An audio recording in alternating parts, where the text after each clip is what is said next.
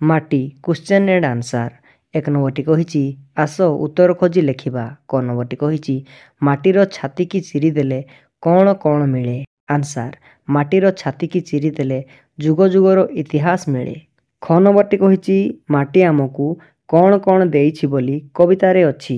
ଆନ୍ସାର, ମାଟି ଆମକୁ ଖାଦ୍ୟ, ବାସ, ଫଳ, କାଠ, ନଡ଼ା, ଶାଗ, ମୁଗ, ବିରି, ଧାନ, ଗହମ, ମାଣ୍ଡିଆ, ଲୁହା, ମାଙ୍ଗାନିଜ ଓ କୋଇଲା ଇତ୍ୟାଦି ଦେଇଛି ବୋଲି କବିତାରେ ଲେଖା ଅଛି। ଗ ନମ୍ବରଟି କହିଛି ମାଟିର କେଉଁ ରୂପକୁ ଆମେ ଭୁଲି ପାରିବା ନାହିଁ? ଆନ୍ସାର, ମାଟିର ସବୁଜ ସୁନ୍ଦର ରୂପଟିକୁ ଆମେ ଭୁଲି ପାରିବା ନାହିଁ। ତାପରେ ଘ ନମ୍ବରଟି କହିଛି ମାଟିକୁ ମା ବୋଲି କବି କାହିଁକି କହିଛନ୍ତି?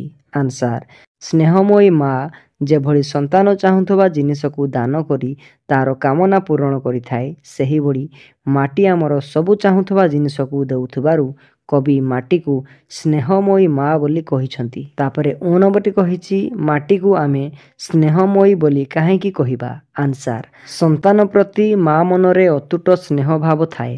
ମାଟି ମଧ୍ୟ ମା ପରି ଆମକୁ ସ୍ନେହ ପ୍ରଦାନ କରିଥାଏ, ତେଣୁ ମାଟିକୁ ଆମେ ସ୍ନେହମୟୀ ବୋଲି କହିବା। ତାପରେ 2 ନମ୍ବରଟି କହିଛି ବୃତ୍ତ ମଧ୍ୟରେ କେତେଗୁଡ଼ିଏ ଶବ୍ଦ ଦିଆଯାଇଛି, ଆସ କାହା ସହିତ କିଏ ମିଶିବ ଯୋଡ଼ି ଲେଖିବା। ଯେପରି ଖାଦ୍ୟ ବାସ, ସେପରି ହେବ ସ୍ନେହମୟୀ ମା, ଜାତି ଜାତି ଫଳ, ନିରିମଳ ଝର, ଛପର ନଡ଼ା, ସବୁଜ ସୁନ୍ଦର।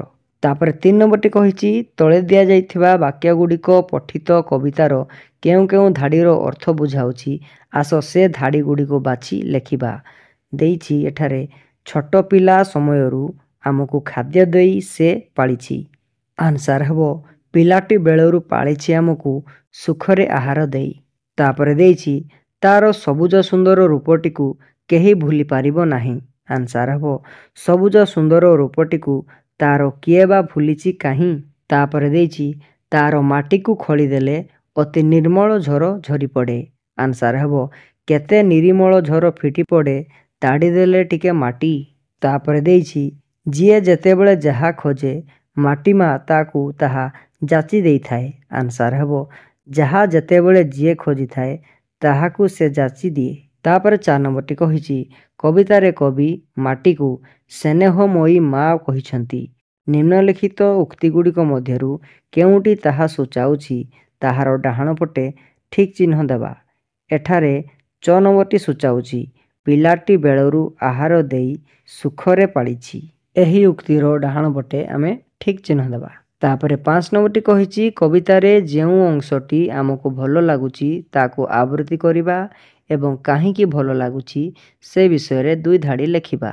ଆନ୍ସାର, କବିତାରେ ଭଲ ଲାଗୁଥିବା ଅଂଶଟି ଯାହା ଯେତେବେଳେ ଯିଏ ଖୋଜିଥାଏ ତାହାକୁ ସେ ଯାଚି ଦିଏ, ସ୍ନେହମୟୀ ସେ ମାଟି ମା ପରି ଆଉ ଜଣେ କାହିଁ କିଏ? କବିତାର ଏହି ଅଂଶଟି ଭଲ ଲାଗିବାର କାରଣ ଏଠାରେ କବି ମାଟି ମାର ମହତ୍ତ୍ୱକୁ ଅତି ସୁନ୍ଦର ଭାବରେ ବର୍ଣ୍ଣନା କରିଛନ୍ତି। ମା ପରି ମାଟି ଆମକୁ ସ୍ନେହ ପ୍ରଦାନ କରିଥାଏ, ଆମର ସବୁ କାମନା ପୂରଣ କରେ। ତାପରେ 6 ନମ୍ବରଟି କହିଛି ତଳେ ଦିଆଯାଇଥିବା ଶବ୍ଦଗୁଡ଼ିକର ଗଦ୍ୟ ରୂପ ଲେଖିବା। ଯେପରି ନିରିମଳ ହେବ ନିର୍ମଳ, ସ୍ନେହମୟୀ ହେବ ସ୍ନେହମୟୀ, ପର୍ବତ ହେବ ପର୍ବତ। ତାପରେ 7 ନମ୍ବରଟି କହିଛି ଯାହା ଯେତେବେଳେ ଯିଏ ଖୋଜିଥାଏ ତାହାକୁ ସେ ଯାଚି ଦିଏ। ଏହି ପଦରୁ ଯାହା ବୁଝା ପଡ଼ୁଛି ନିଜ ଭାଷାରେ ଲେଖିବା। ଆନ୍ସାର, ମାଟି ଆମର ମା ପରି, ମା ଯେଭଳି ଅତି ସ୍ନେହରେ ତାର ପିଲାମାନଙ୍କ ପାଇଁ ନାନା ଜିନିଷ ସାଇତି ରଖିଥାଏ ଏବଂ ପିଲାମାନେ ମାଗିଲେ ସ୍ନେହରେ ଦେଇଥାଏ, ସେହିଭଳି ମାଟି ମା ଆମ ପାଇଁ ନାନା ଜିନିଷ ସାଇତି ରଖିଛି ଏବଂ ଯାହା ଯେତେବେଳେ ଯିଏ ଖୋଜେ ସେ ତାହା ତାକୁ ଯାଚି କରି ଦେଇଥାଏ। ତାପରେ 8 ନମ୍ବରଟି କହିଛି କବିତାଟିକୁ ପଢ଼ି ସେହି ଅନୁସାରେ ଖାଲି ସ୍ଥାନ ଗୁଡ଼ିକୁ ପୂରଣ କରିବା।